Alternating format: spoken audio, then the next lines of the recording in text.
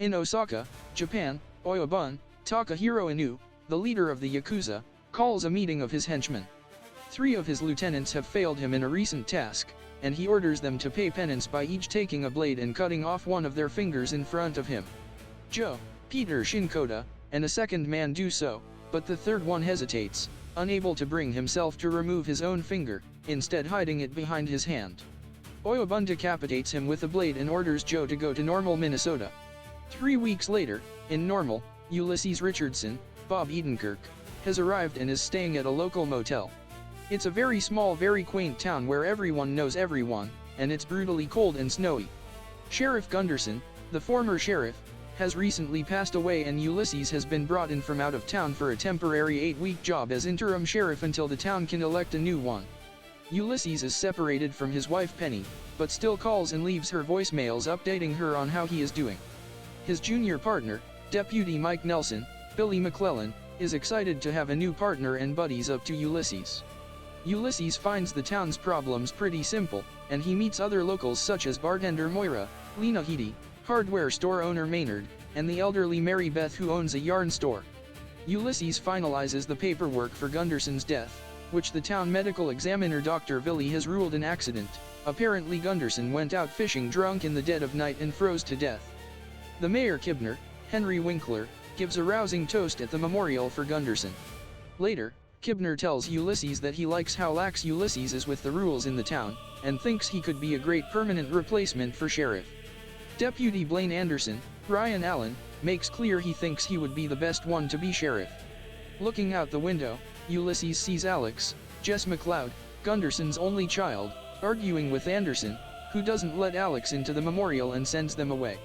Later, at the bar, Ulysses bonds with Moira, and tells her the story of how he ended up in Normal. In his previous job he had a young woman come to him and say her father was abusing her. He didn't believe her. The abuse was real, however, and the daughter snapped and held her father at gunpoint. Ulysses tells Moira that the daughter shot her father and aimed the gun at him, and he was forced to shoot her. He says after that he got completely lost and withdrawn, even from his wife, which led to their separation. The next day at the motel, Ulysses meets Lori, Rena Jolly, and her dog Ollie at the vending machine, where he helps her dislodge an item that had not come out. She is friendly, though Ulysses notices she has a gun. Later in the evening, Ulysses finds a car on the side of the road and stops to investigate. Alex is inside, not driving but drinking and depressed over their father's death and the town's rejection of them for being non-binary. Ulysses asks to have a drink with Alex and gets in the car, seeing Alex too has a gun and a Gunderson belt. The two bond, and Ulysses kindly empathizes with Alex over her father's death. Alex explains that they went into the military to be the perfect child, but then things got complicated when people wouldn't accept them. Ulysses calmly asks Alex to hand the gun over. He then offers to take Alex somewhere they can sleep it off and brings them to the jail, where Alex can sleep the night inside and warm in one of the cells. The next day, to the shock of the Normal police force, the alarm for the local bank goes off. In Japan, the Yakuza have a drawer of small pager alarms. One goes off, marked Normal. Lori and her boyfriend Keith, Brendan Fletcher, are robbing the bank armed with guns. When one of the bank patrons begins to have a heart attack, Lori and Keith both stop to help him get his heart medication. They didn't actually want anyone to get hurt. Tom, who is in Normal working as one of the bank guards, uses the opportunity to attack, stabbing Keith and holding him at gunpoint. Lori draws her gun to try to help Keith, and in the standoff shooting begins, with Lori accidentally hitting Keith and multiple guards being killed. Tom takes a blast in the chest but has a bulletproof vest. Ulysses, Nelson, and Blaine arrive to the scene, where Ulysses sees Ollie waiting in a car outside and realizes that the robber is Lori. He approaches the scene, even as Nelson and Blaine tell him not to. Blaine gets a call from someone telling him that if Ulysses enters the bank he needs to be killed. Blaine argues a little but agrees to follow orders. When Ulysses enters the bank, Nelson and Blaine begin shooting at him in an attempt to kill him. Ulysses fires back, blowing Blaine's ear off the side of his head. Ulysses orders the bank manager to take him to the vault, where he discovers stacks of cash, gold bars, and contraband weapons.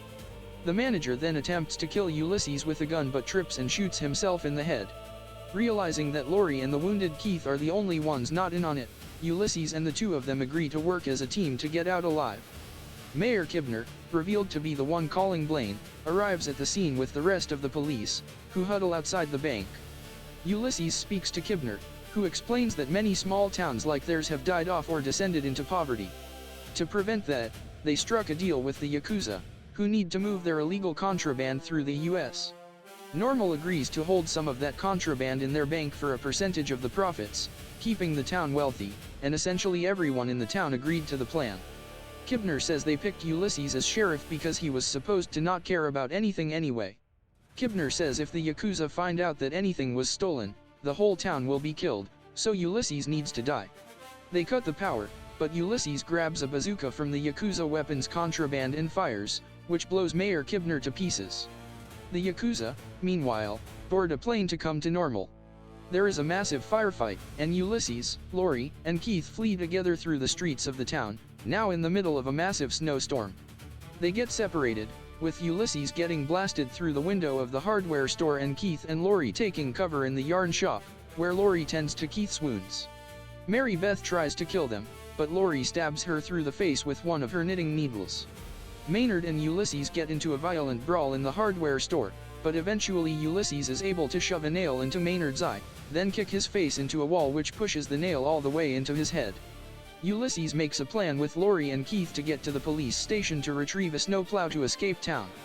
The corrupt police pursue, but Ulysses has retrieved Maynard's exploding flares from his locked cabinet in the hardware store. Mike picks one up and snuffs out the fuse, thinking he's a hero, but it explodes, killing him. At the police station, Keith is able to drive the snowplow, but before they can leave, police station receptionist Sally holds them at gunpoint. Ulysses stops her, and she is accidentally crushed by another car in the squad garage. Ulysses tells Lori and Keith to take the gold bar they took from the vault and go and start a new life.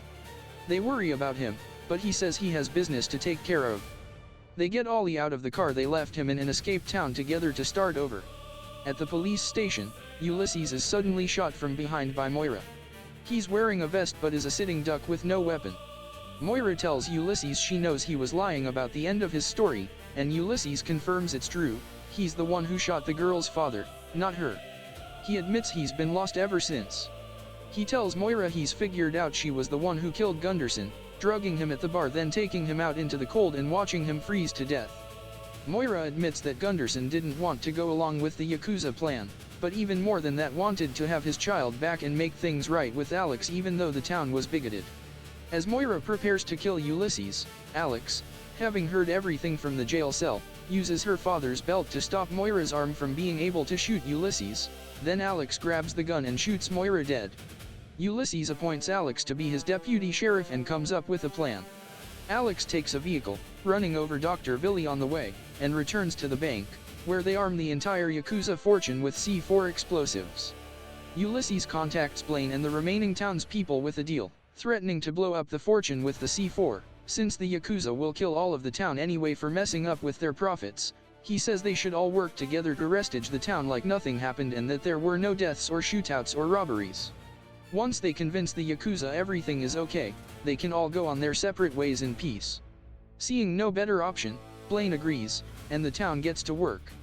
When the Yakuza arrive the next day, Blaine and Ulysses take them to the bank where everything seems to look normal. To celebrate, they take the Yakuza to a local restaurant for a welcoming dinner. The waiter uncorks a wine bottle, and the cork flies into the wall and knocks one of the guns off, which falls to the floor and goes off, shooting Oyabun in the head and killing him. A massive gunfight breaks out and the Yakuza and the normal residents begins killing each other. Ulysses and Tom get into a brutal one-on-one fight in the kitchen, which Ulysses eventually wins and kills Tom. He brings a pie from the kitchen out into the restaurant, where he shares it with Alex and Blaine, the only survivors of the gunfight.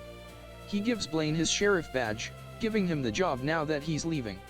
1 month later, things seem okay and normal, where Blaine is now sheriff, though he does see a mysterious and threatening-looking man, indicating the Yakuza saga may not be over. Ulysses is in Placid Springs, Texas, doing another interim fill-in sheriff job, and he has brought Alex with him as his deputy. He calls Penny again to leave another voicemail update, and this time she finally picks up.